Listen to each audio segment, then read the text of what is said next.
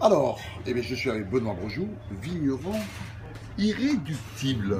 Alors, pourquoi vigneron irréductible?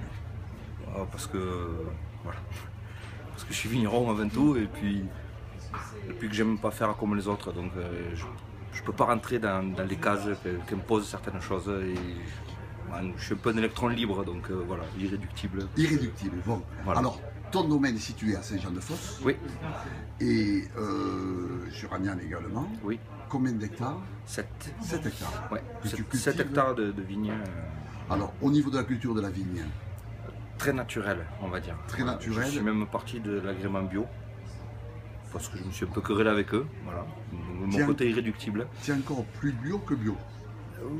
Voilà, donc je ne me prétends pas biodynamiste non plus. C'est-à-dire que la base chez moi de tous mes traitements, donc j'emploie un peu de soufre. Voilà.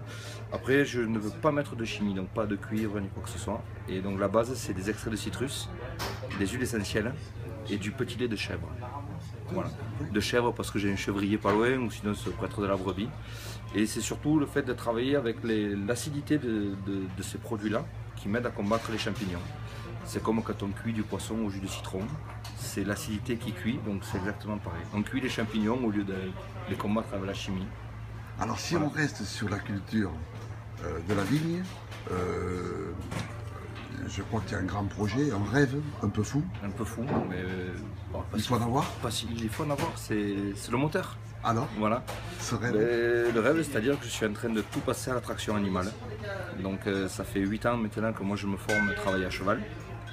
Et là je suis en passe d'acheter mon cheval et de vendre mon tracteur pour pouvoir cultiver mes vignes à cheval. Et c'est un rêve un peu fou, c'est un plaisir et puis c'est surtout maintenant travailler mes sols comme il faut. Là, maintenant je travaille mon végétal comme j'ai voulu le travailler avec mes produits. Maintenant il faut redescendre sur terre et travailler le sol et retourner au contact moi, de mon sol et de mes souches. Et travailler avec mon cheval et puis ça me permettra aussi de m'apaiser parce que c'est un travail apaisant et je pense sortir encore meilleur dans mes bouteilles. Voilà. alors ce cheval, je crois que tu as dû le voir récemment. J'étais lundi. Donc, C'est lundi, il s'appelle elle s'appelle Bulle. Elle s'appelle Ouais, Bulle. c'est une jument. Désolé pour ma femme, on va encore. Voilà, je vais partager ma vie avec une autre fille encore. Mais voilà, donc c'est une jument qui s'appelle Bulle. Voilà, on a un peu appris à se connaître. Maintenant, ça fait plusieurs chevaux que je vois quand même avant. Mais là, je pense qu'on a eu le coup de cœur. Donc, Bon, gros investissement, bien sûr important, mais surtout c'est un investissement total. c'est un investissement total. Donc il y a l'investissement, oui, si on peut appeler l'investissement financier, mais bon, voilà. Mais après, c'est notre investissement, mais vraiment humain. Et voilà, on part oui. pour une autre aventure. Voilà, on prend un cheval, donc on part pour 15 ans, 20 ans avec un cheval. C'est pas rien, quoi. C'est pas rien. C'est travailler avec de. Je ne vais pas dire de l'humain, non, c'est une bête, mais c'est travailler avec quelque chose de vivant qui peut avoir son caractère, qui peut avoir ses humeurs, comme nous, et donc c'est voilà, c'est encore Et tu une penses autre que vie. tu travailleras mieux les sols? Beaucoup mieux. Beaucoup mieux les sols. Alors après, c'est des travaux complètement différents que ce qu'on peut faire avec un tracteur. C'est vrai que les labours profonds qu'on peut faire avec un tracteur, je ne peux pas les faire avec un cheval. Mais est-ce qu'il faut labourer profondément? Voilà, avec un tracteur, on peut labourer profond, mais par contre, on tasse les sols. Donc voilà, là, avec un cheval, on va travailler un peu moins profond, un peu plus en surface, mais bien protéger mes sols aussi, puisque on est quand même dans le sud, dans le soleil qui tape fort. Donc nos sols n'ont pas besoin d'être toute l'année à nu, donc ils ont quand même besoin d'avoir une petite couverture. Donc voilà, c'est juste l'été, un peu coucher l'herbe pour pouvoir protéger le sol. C'est comme si on mettait la crème solaire sur nous. Donc le petit tapis qu'on va laisser d'herbe va vraiment protéger notre sol pour que la vie microbienne en dessous soit protégée aussi, qu'on ne brûle pas nos terres. Et tout ce qui va être travail d'intercept, donc travail entre les souches, c'est vraiment fait manuellement. Donc si on fait une petite faute, qu'on vient à toucher une souche, le cheval va s'arrêter parce qu'il va le sentir. Si on touche une souche avec le tracteur il continue à avancer, on l'arrache, on coupe notre souche. Donc voilà, c'est une toute autre vie et puis c'est un plus grand respect vis-à-vis de mes souches. Voilà, je leur demande beaucoup. Je leur ai demandé, notamment sur l'Aramon, j'ai demandé à un Aramon de me faire un vin rouge digne de ce nom. Je leur ai imposé une culture avec zéro chimie. des vignes qui étaient traitées, oui, beaucoup à la chimie à l'époque. Moi, il n'y a rien. C'est voilà, du petit lait, des extraits de citrus, des huiles essentielles. Mes vignes réagissent et me donnent le meilleur. Et donc maintenant, c'est à moi à me mettre aussi à leur niveau et à redescendre sur terre plutôt que de rester perché sur mon tracteur. Tu leur parles à tes vignes? Beaucoup? Beaucoup? Bah ouais, moi, je travaille seul, donc forcément la journée. Puis comme je suis quelqu'un qui parle beaucoup, j'ai besoin de parler, donc je parle à mes souffles. Et elles te répondent? Pas trop, non, elles me répondent dans la bouteille. Donc, voilà. Mais c'est déjà beaucoup. Et puis maintenant, je parlerai avec mon cheval, quoi. Voilà, c'est la continuité, la finalité vraiment de mon domaine, de mon projet. Voilà, j'ai fait des choix dans ma vie de partir, de travailler comme ça, travailler seul. Et comment tu es arrivé au vin? Comme Obélix, on y est tombé dedans quand on était petit. Tu es tombé dedans, famille de vignerons. Famille de vignerons, de tonneliers.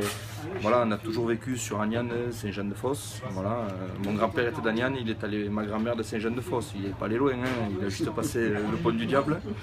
Voilà, mon grand-père maternel aussi était viticulteur sur Tressan. Il faisait des raisins de table et de la ramon. Voilà, on a toujours été dans les vignes et puis voilà, c'est vraiment un plaisir de travailler dans nos vignes, d'observer la nature, de voir nos terroirs, de voir plein de choses. Après, je suis parti quand même ailleurs, voir ce qui se faisait de mieux ailleurs. Donc je suis allé en Alsace, hein, d'abord. Bon, j'en ai pris, j'en ai laissé. C'était pas la culture qui m'intéressait chez les vignerons chez qui j'étais. Après, je suis passé à l'Oratoire à Saint-Martin, à Caran. Voilà, où j'ai pu commencer à toucher du doigt l'agriculture bio. Voilà, ça a commencé un peu à me sensibiliser de ce côté-là, me disant c'est vraiment possible, parce que chez nous, bon, c'était pas tout à fait ça. Mon père n'était pas un bio, mais il n'employait pas de chimie, mais c'était plus voilà, par manque de savoir, manque de savoir, c'est pas un ignare, mais pour lui, il ne concevait pas qu'un peu de produits fasse beaucoup de choses, donc il continue à travailler comme avant.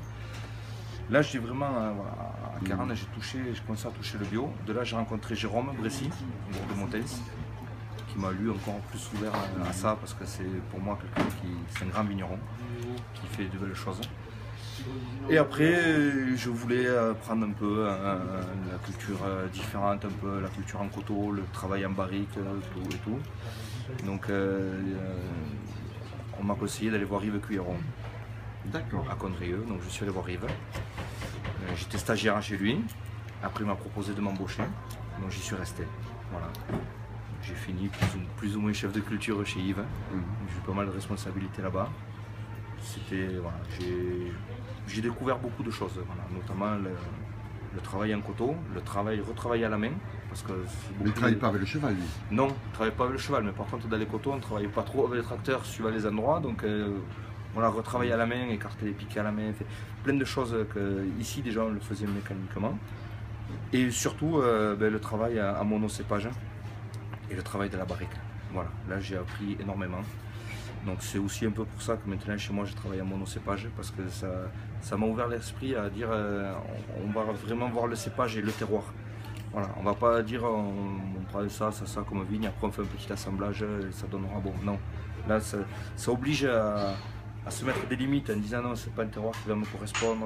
Voilà, donc j'ai pas mal appris ça. Et puis après, bon, voilà. Bon, est-ce que tu as encore beaucoup de choses à apprendre? Oui. Bon, oui. Donc tu auras beaucoup de choses à nous dire encore. Oh oui, beaucoup. Hein, c'est formidable. Oui, donc on se retrouvera, parce qu'aujourd'hui nous sommes le 11 mars 2015. Et j'étais nous étions avec Atring Fougas, voilà, avec Benoît Broujou, vigneron irréductible. Voilà.